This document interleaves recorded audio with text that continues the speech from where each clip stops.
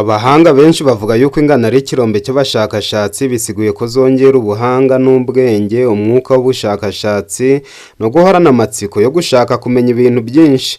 Icyakora imbaraga zazo zo kugaburira umubiri no kuwukiza indwara ziyongera iyo zameze.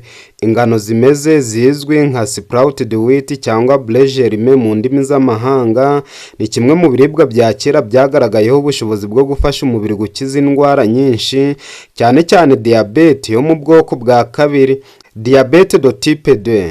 Iyi ngano zameze zongera intungamubiri n'imyunyungugu y'ingenzi, zigabanya isukari mu maraso kandi zifasha insuline gukora neza. Kubera izi mpinduka zibera imbere mu gihe cyo kumera, ingano zimeze zihinduka umuti w'ikamere wongera imbaraga z'imikorere y'umubiri, bityo zikaba zifite ubushobozi bwo gukiza no kugabanya cyane ubukana bwa diabete de diabetes of type 2.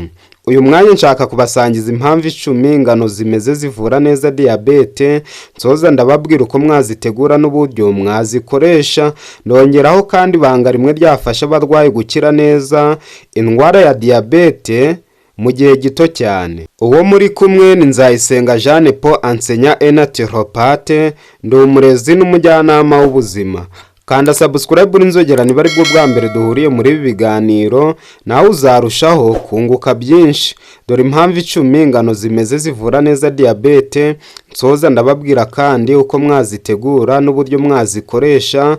Ndongeraho kandi ibanga rimwe ryafasha abarwayi gukira neza indwara ya diabete mu gihe gito cyane. Ku mwanya wa mbere, ingano zimeze zigabanya isukari mu maraso mu buryo bwisanzuye. Iyi ngano zameze zikuramo intungamubiri nshya zituma umubiri ushobora kugabanya isukari mu maraso buhoro buhoro. Ibi bituma amaraso atazamuka cyane nyuma yo kurya, kandi bigafasha abafite diabete ya kabiri kwirinda impinduka zikomeye mu rwego rw'isukari. Kuba zifite igipimo gito cya glycemic index bituma zisohora isukari mu maraso gahoro, bityo umubiri ukabona igihe gihagije cyo kuyikoresha neza. Ku mwanya wa kabiri, ingano zimeze zongera uburyo umubiri ukoresha insuline. Mu gihe ingano zameze habaho kongerwa kw'ibinyabutabire bifasha umubiri kwakira insuline neza. Ibi bivuze ko uturemangingo tw'umubiri twongera ubushobozi bwo kwakira isukari mu maraso, bigatuma idahinduka ikibazo. Iyo insuline ikora neza, umubiri ushobora kugenzura isukari neza, kandi bigafasha korohereza abarwaye diabete ya kabiri. Ku mwanya wa gatatu, ingano zimeze zikungahaye kuri magnesium na zinc bifasha urwagashya. Magnesium na zinc ni ibinyabutabire by'ingenzi mu mikorere y'urwagashya pancreas, ari rwo rukora insuline. Ingano zimeze zifite ibi binyamavuta byisumbuyeho, bigafasha umubiri gukomeza gukora insuline mu buryo bwiza no kugabanya ikibazo cy'imikorere mibi y'urwagashya isanzwe iterwa na diabete. Ku mwanya wa kane, ingano zimeze zifite ibikatsi byinshi byiza bita fibers cyangwa fibre mu ndimi z'amahanga. Ibi bikatsi bifasha mu igogorwa ryiza. Igihe ingano zameze zongera fibre nyinshi, izi fibre cyangwa fibers zifasha mu kugabanya umuvuduko w'igogorwa ry'ibiryo, bigatuma isukari ijya mu maraso gahoro. Byongera kandi kumva haza igihe kirekire, bikagabanya irari ry'isukari n'imirire mibi, bityo bigafasha gukumira kuzamuka kw'isukari mu maraso. Ku mwanya wa gatanu, ingano zimeze zifite antioxidants zisukura no kurinda uturemangingo.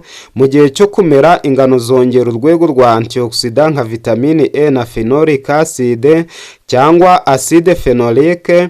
Izi antioxidants zirwanya ubushye mu mubiri, zisukura uduce twangijwe n'isukari nyinshi, kandi zirinda uturemangingo tw'urwagashya gukora nabi.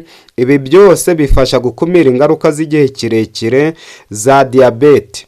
Ku mwanya wa gatandatu, ingano zimeze zifasha mu kongera mikorobi nziza mu mara. Ingano zimeze zifasha mu gukura no gukomeza mikorobi z'ingirakamaro ziba mu mara. Izi mikorobi zifasha mu igogorwa ry'ibiryo no kugabanya umuvuduko w'isukari ijya mu maraso. Iyo ubuzima bwo mu mara buri ku rwego rwiza, bigira uruhare runini mu kugenzura isukari no mu mikorere ya insuline. Niyo mpamvu dushishikariza abarwayi ba diyabete kurya ibyo kurya bizima kandi bagakora ibishoboka byose bakirinda akajagari mu mirire. Aha bisaba kwirinda kuryagagura no kurya nijoro. Iyo umuntu yubahirije ibihe byiza byo kurya kandi akarya inshuro nke ku munsi, byanga bikunze agira ubuzima bwiza butarimo uburwayi bwa diyabete. Ku mwanya wa 7, ingano zimeze zifasha mu kugabanya cholesterol mbi mu maraso. Abafite diyabete ya 2 bakunze kugira urugimbu rwinshi mu maraso. Ingano zimeze zifasha mu kugabanya urwo rugimbu rubi no kongera urugimbu rwiza. Mu mubiri w'umuntu haba hakwiriye kubamo urugimbu rwiza bita HDL, high density lipoprotein. Iyo umuntu afite urugimbu rwiza arangwa n'imbaraga ndetse no gutekereza mu buryo bwihuse kandi bwimbitse. Ariko iyo umuntu afite urugimbu rubi bita LDL, low density lipoprotein, byanga bikunze agongana n'ibibazo byinshi.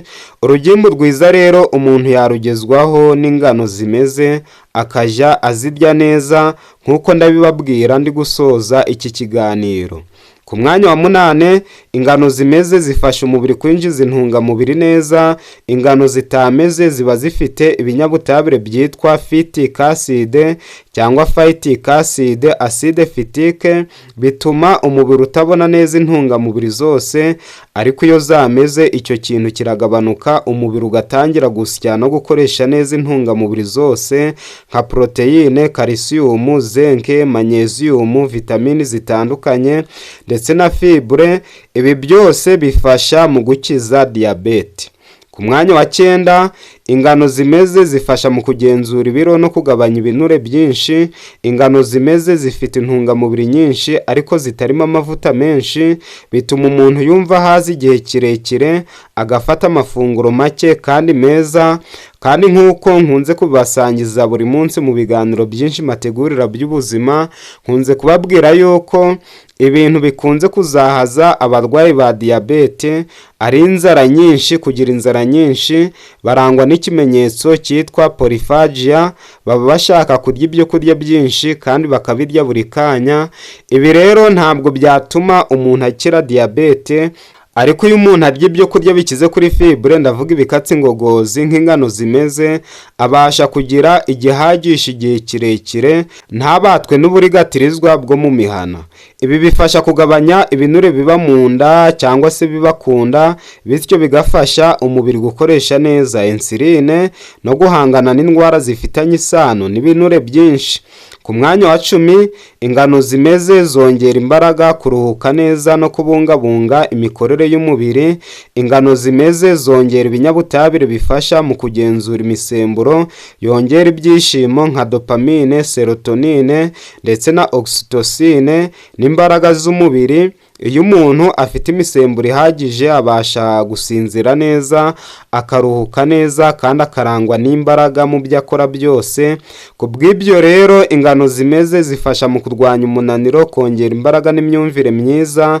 Byose bigira uruhare mu gukumira no gukiza diyabete ya 2 ku buryo bwihuse cyane. Ndetse navuga yuko abantu bakoresha ingano zimeze cyangwa se batangiye gukoresha ingano zimeze iyo bafite uburwayi bwa diyabete, mu gihe gitoya bumva baguwe neza cyane. Ingano zimeze sprouted wheat cyangwa se blé germé mu ndimi z'amahanga, ni impano kamere ifasha umubiri gukira diyabete yo mu bwoko bwa 2 mu buryo bwihuse kandi bwizewe. Zifasha kugabanya isukari mu maraso, kongera imbaraga z'urwagashya, gusukura amaraso no gukomeza imikorere y'umubiri. Iyo ukoresha ingano zimeze kenshi mu mafunguro ya buri munsi, ukanabikomatanya n'imyitozo ngororamubiri n'imirire iboneye, bishobora gufasha umubiri wawe gukira burundu no kongera kubaho neza ubuzima bwiza butagira diyabete cyangwa diabetes bitewe n'ururimi wisangamo. Ubwo wamaze kumenya imbaraga z'ingano zimeze mu kuvura diyabete, dore uko zitegurwa. Ufata ingano ukazitunganya neza, ukazoza n'amazi meza, hanyuma ukazinika mu mazi ahagije. Aya mazi akwiriye kuba atetse ariko akaba ari amazi akonje. Uzirekera mu mazi amasaha 24, yarangira ukazivana mu mazi, icyo bita kuzinura. Nyuma y'aya masaha ziba zatangiye kumera, ariko urazireka zikamara andi masaha 12, nibwo ziba zifite umumero mwiza uberanye n'ubuzima bwacu. Hanyuma ukajya ufataho ibiyiko 5 umaze kurya ibya mu gitondo, ukongera kurya ibiyiko 3 umaze kurya ibyo ku manywa. Ubikora igihe kirekire gishoboka. Iyo ushaka gukira diyabete vuba ubigenza utya: mu gitondo kibyuka unywa nibura amazi 1/2 cya litiro, hanyuma ugakora siporo iringaniye, ukajya muri dushe. Nyuma y'isaha umaze kunywa amazi, utegura imbuto z'ubwoko 4, cyane cyane avoka, watermelon, ipapayi na pome. Izi mbuto zigira imbaraga nyinshi zo kugabanya isukari. Iyo umaze kuzirya uhekenya ibiyiko 5 by'ingano zimeze, ukiririrwa ibi gusa. Wagera mu masaha 6 ukanywa amazi asanzwe, hanyuma ukongera kuringanira n'ameza mu masaha 9. Mbere yo kurya ibyo watetse ukabanza warya salade y'imboga nk'igitunguru, amashu n'urunyanya. Ugomba kwirinda ibyo kurya bya nijoro kuko bitera indwara nyinshi, harimo diyabete, igifu, umuvuduko, kanseri, uburemba n'ubugumba.